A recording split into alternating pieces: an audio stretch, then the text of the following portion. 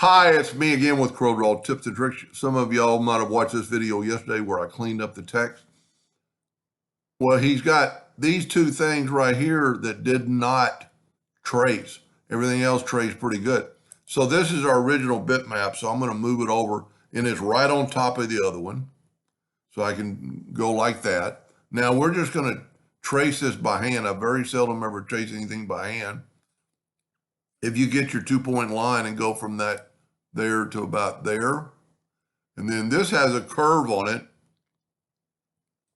Don't worry about it right now being not perfect.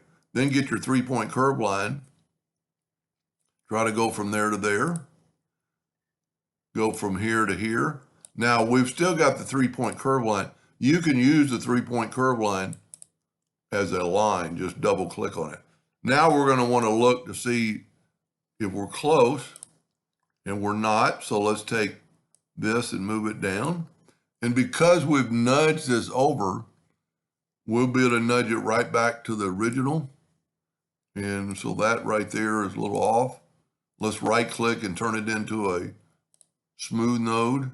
See how I changed that? But now we have handles that we can put it back.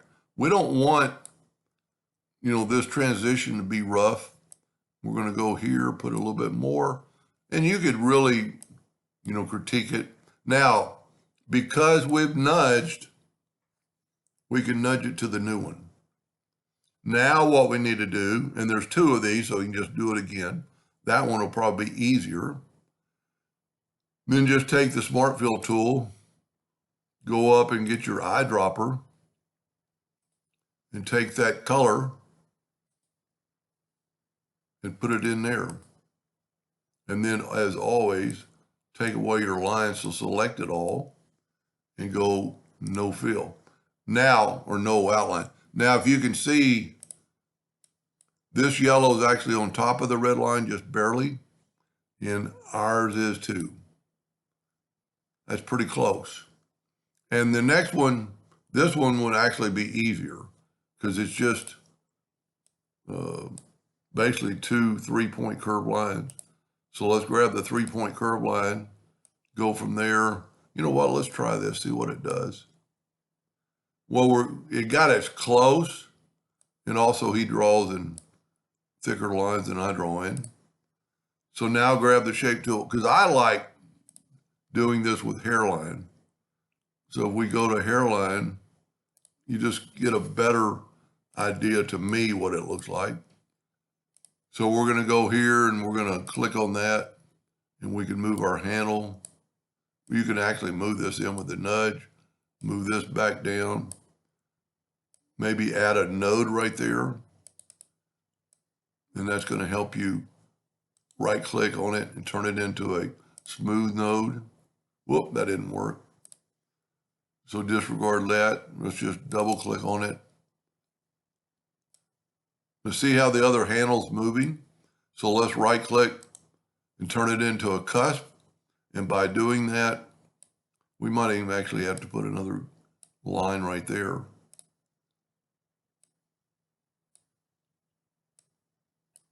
That's pretty close. Let's move this. And because, like I said, because with that we nudged, we're going to be able to nudge it right back to the original spot. Let's put a node right there by getting on the line and double clicking, and then just move it in. Move this down a little bit. I think we're good to go. It's selected, so just nudge it over. Now we're a little bit off, but very easily just take this and move it down. Maybe it might even be unrotated. Go get a sample of that color. Whoop, looks like I got the gold. Yep, no, I got blue. Let's get a sample of the color. There's a lot going on in this logo. There we go. There's a sample. And then take away the outline by left clicking, no fill, no outline. That's pretty good. Now this is the real one. That's not what I wanted to do. If we make it transparent a little bit, then when we put that other one back on top, we can see where we went wrong more so.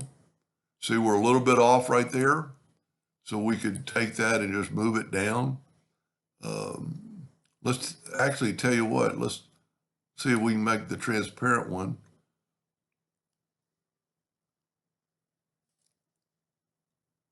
front of page.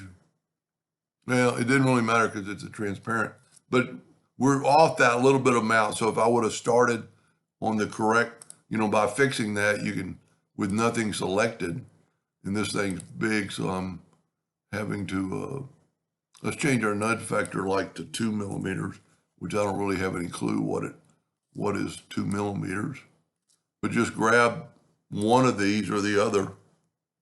Whoop, just kind of nudge it around.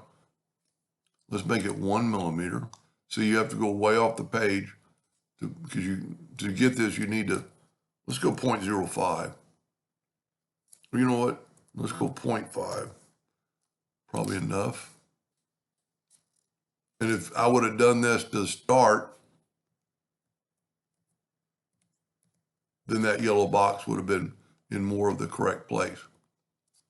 Anyway, I hope that helped him a little bit. Thank you for watching.